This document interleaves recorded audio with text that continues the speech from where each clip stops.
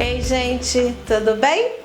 Agora nós vamos continuar a última parte do nosso transporte através das membranas. Nós já vimos o transporte passivo, que foram 3: osmose, difusão simples e difusão facilitada. Nós vamos ver agora o transporte ativo, tá? Vamos lembrar do que é o transporte ativo. O transporte ativo é aquele que passa da onde tem menos para onde tem mais. Isso é uma desobediência do gradiente de concentração. Então, se ocorre a desobediência do gradiente de concentração, significa que vai haver gasto de energia, tá? Por isso o nome transporte ativo. Quais são os transportes ativos que nós falamos? A endocitose, que podem ser de 2 tipos, fagocitose e pinocitose, e a bomba de sódio e potássio, beleza? Então, vou dar chegadinha para o lado para vocês fazerem o print. Pronto? Então, vamos começar com a endocitose. Gente, endo significa para dentro, cito significa célula, então é para dentro da célula, tá? Esse transporte, ele se diferencia em fagocitose e pinocitose. Qual que é a diferença deles dois? Anota aí.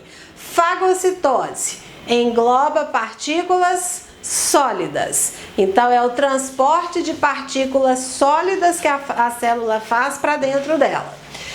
Pinocitose, anota aí, engloba partículas líquidas, ou seja, é quando a célula coloca para dentro substância líquida, tá? E para isso, ela gasta energia, porque vai da onde tem menos para onde tem mais. Então, vamos lá. Como que é o englobamento dessas partículas pela célula? Quando for substância sólida, a célula vai emitir pseudópodos, ela vai evaginar. Então aqui, ó, lembra que eu falei que é possível sair para fora na biologia? Pois é, aqui, ó, as membranas plasmáticas saindo para fora. Então ela vai evaginar e englobar essa partícula sólida. Quando ela engloba essa partícula sólida, ela leva essa partícula para dentro da célula e essa membrana ela sofre uma ruptura que depois vai ser reintegralizada, vai ser refeita.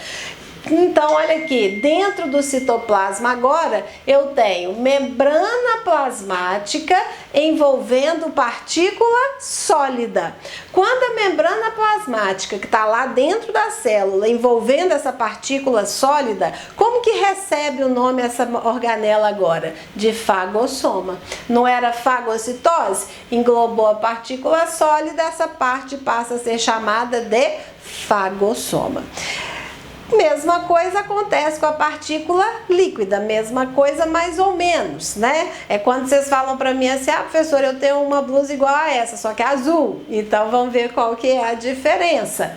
A diferença é a seguinte, a membrana plasmática agora, para englobar partícula líquida, ela não vai sair para fora, ela vai entrar para dentro. Aqui, ó, ela vai invaginar. Então, ela se prolonga para dentro do citoplasma. Então, ela tem uma invaginação. Essa substância líquida, ela vai escorrer por essa invaginação e vai ser englobada também da mesma forma pela membrana plasmática. Lá dentro do citoplasma, membrana plasmática envolvendo substância líquida, como que isso chama? Pinossoma. Pinocitose, englobamento de partícula líquida. Então, formou o pinossoma. A partir de agora, o que vai acontecer? Vocês se lembram da organela responsável pela digestão celular? É o lisossomo, né? O lisossomo de origem do complexo de Golgi. Então, esse lisossomo, quando eu fiz essas duas setinhas aqui, ó, vai ser para mostrar para vocês que o lisossomo vai se fundir Um lisossomo se funde com o fagossoma, um outro lisossoma se funde com o pinossoma, tá? Esse lisossoma, ele é chamado de lisossoma primário. Então tá aqui, ó, lisossoma primário, tá? Que é o lisossoma presente na célula. Então olha só, o lisossoma primário, ele funde com o fagossoma. O lisossoma primário, então ele também é um lisossoma primário, funde com o pinossoma.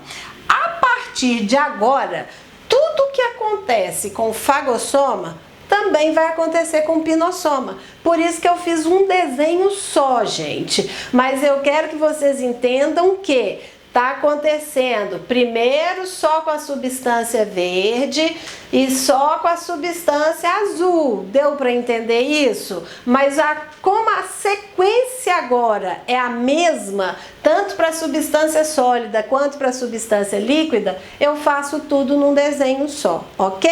Então vamos lá. Ocorreu a fusão, lisossoma primário, fagossoma. O que eu originei? O lisossoma secundário. Ocorreu a fusão do lisossoma primário com o pinossoma. O que formou? O lisossoma secundário. Então tem uma hora que eu tenho lisossoma secundário com substância sólida, tem uma hora que eu tenho lisossoma secundário com substância líquida, depende do que ele está englobando, se é fagocitose ou pinocitose, entendido? Então vamos continuar.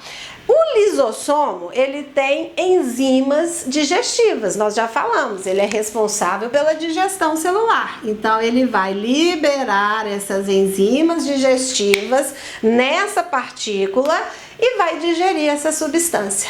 Então, digeriu a substância, passa a receber o nome de vacúolo digestivo. Para que isso, gente? Pode ser uma célula, uma substância patogênica que entrou na célula e ela tem que ser digerida. Pode ser o próprio alimento da célula. Então, na hora que acontecer a digestão aqui, o que vai acontecer? Aquilo que é bom para a célula vai ser absorvido pelo citoplasma da célula, né? Igual acontece com a nossa digestão. A gente ingere o alimento, esse alimento vai ser digerido no estômago, eu vou absorver pelo intestino aquilo que é útil para o meu organismo, aquilo que não é útil, o que eu vou fazer? Eu vou eliminar através das fezes, né? A célula é a mesma coisa.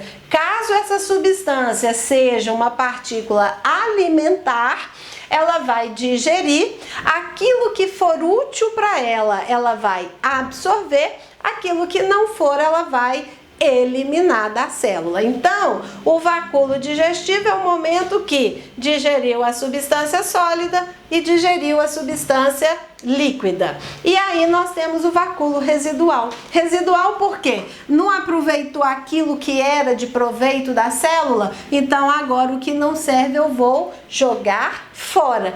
Como que isso vai acontecer? Esse vacúolo residual, ele vai fundir a membrana plasmática, por isso que eu não deixei ele laranjado. O que a gente pode fazer aqui, ó, é fazer assim, ó, metade roxo, metade laranjado. Só para vocês entenderem que vai haver o quê? Uma fusão do vacúolo digestivo com a membrana plasmática e a partir dessa fusão, ela vai liberar esses resíduos da digestão celular. Como que chama o processo de liberação dos resíduos da digestão celular? Isso mesmo, plasmocitose. A plasmocitose, gente, ela também pode receber o nome de exocitose. Ok, pessoal? Então, esse é o processo da endocitose, transporte ativo, que gasta energia porque desobedece o gradiente de concentração. Agora nós vamos então ver o segundo transporte ativo, que é quem? A bomba de sódio e potássio, tá? Gente, nós temos muitos íons dentro da célula e fora da célula. Dois são extremamente importantes, o sódio e o potássio. Como que é a concentração desses íons intra e extracelular? Nós temos muito potássio dentro, então para facilitar decoreba, K dentro. É só falar K dentro, sódio fora. Então eu tenho uma grande concentração de potássio dentro da célula e uma grande concentração de sódio fora da célula. Ao contrário, pouco K fora, né? E pouco sódio dentro, tá legal? Então a concentração é dessa forma. Como a gente aprendeu que os sistemas, eles tendem ao equilíbrio, então o que acontece? Já que existe mais potássio dentro do que fora, então a tendência, aqui ó, indicado pela seta pontilhada verde, a tendência do potássio é sair por difusão, para que equilibre, não é? Para que potássio dentro e fora da célula fiquem em equilíbrio. E a tendência, também indicado pela seta tracejada verde, é dele entrar para a célula, né? Para tentar fazer o quê? Também promover o equilíbrio nas concentrações intra- e extracelulares de sódio. Só que não pode acontecer esse equilíbrio. Se esse equilíbrio acontece, os nossos impulsos nervosos cessam, param. Então eu tenho que manter essa diferença de concentração iônica, porque é importantíssimo em vários processos nervosos que a gente vai estudar para frente. Então, quem que entra no jogo agora? A bomba. Então tá aqui, ó, a seta alaranjada é a bomba. Então, o que vai acontecer? Assim que, por difusão simples, esse íon tentar sair da célula, a bomba de sódio e potássio, ela vai ser ativada imediatamente e ela vai fazer com que o potássio volte para dentro da célula. No mesmo momento que a bomba de sódio e potássio vai ativar imediatamente, fazendo com que o sódio saia da célula. E repare nesse número aqui que eu coloquei. Para cada 3 sódios que saem da célula, entram 2 potássios. E por que isso é importante? Para poder manter a diferença de carga intra e extracelular. Que diferença de carga é essa? Isso aqui, ó, vai fazer com que a face interna, ou seja, o meio que tá, a face voltada para o meio intracelular da membrana plasmática, vai ficar negativa. A face voltada para o meio extracelular vai ficar positivo. E isso daqui vai ser importantíssimo, volto a repetir, nesses processos de transporte do impulso nervoso que a gente vai estudar mais tarde, tá? Então, o que é a função da bomba de sódio e potássio? Anota aí, por favor. É a manutenção da diferença de concentração dos íons potássio e sódio dentro e fora da célula. Então, a bomba de sódio e potássio, ela existe para que mantenha muito potássio dentro e muito sódio fora. Ao contrário de pouco potássio fora e pouco sódio dentro. E é importante também, gente, como a gente tem uma grande concentração de solutos aqui dentro, né?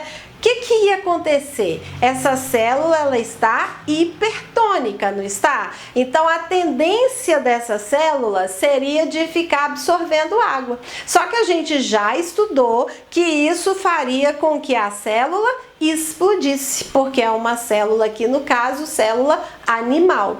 Então, a bomba de sódio e potássio, ela também faz essa manutenção da grande concentração de íons sódio fora da célula, na tentativa de impedir que essa água entre para dentro da célula, provocando a turgência dessa célula, tá? Então, mais uma vez, resumindo, a bomba de sódio e potássio, ela é importantíssima na manutenção da diferença de concentração dos íons sódio e potássio dentro e fora da célula. Eles não podem se igualar. Ok, pessoal?